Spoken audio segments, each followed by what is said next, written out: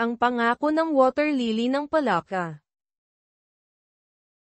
Si Felix na palaka ay nanirahan sa isang tahimik na lawa. Mahilig siyang tumalon sa mga water lily. Maraming mga hayop ang magkasama sa lawa. Naninirahan doon ang mga itik, pagong, at tutubi.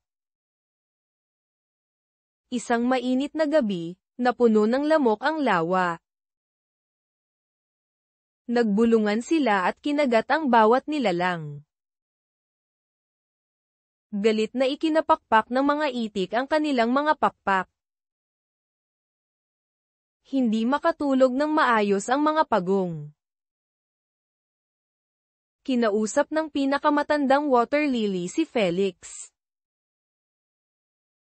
At ko, Felix, kumanta ka tuwing gabi, at ko, sabi niya.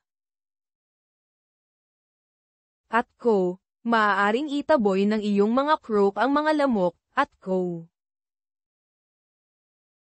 Nangako si Felix na gagawin niya ang lahat. Nang gabing iyon ay kumanta si Felix ng napakalakas.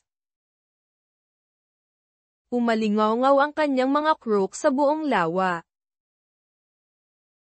Ang mga lamok ay tumakas sa madilim na kalangitan. Ang lahat ay natulog ng payapa at ligtas. Ngunit kinabukasan ay nakalimutan ni Felix. Naglaro siya ng mga tutubi sa ilalim ng buwan.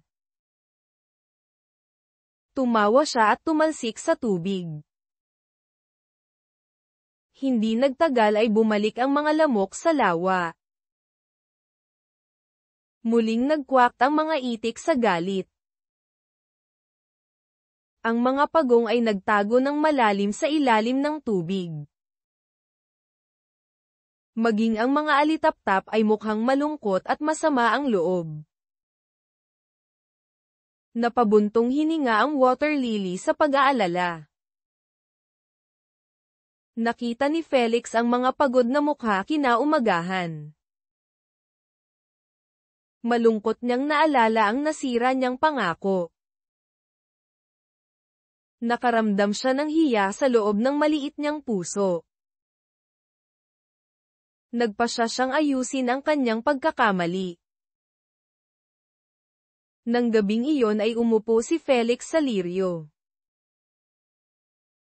Siya ay kumanta ng walang pahinga ng mahabang oras.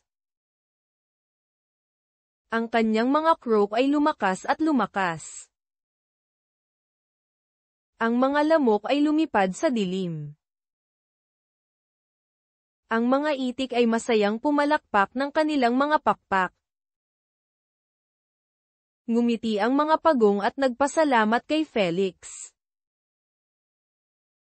Sumayaw ang mga tutubi sa paligid ng nagniningning na mga bituin. Nagmalaki si Felix ngunit nanatiling mapagpakumbaba. Mula noon ay hindi na nakakalimutan ni Felix. Umawit siya tuwing gabi nang may pag-iingat. Nanatiling ligtas at kalmado ang lawa.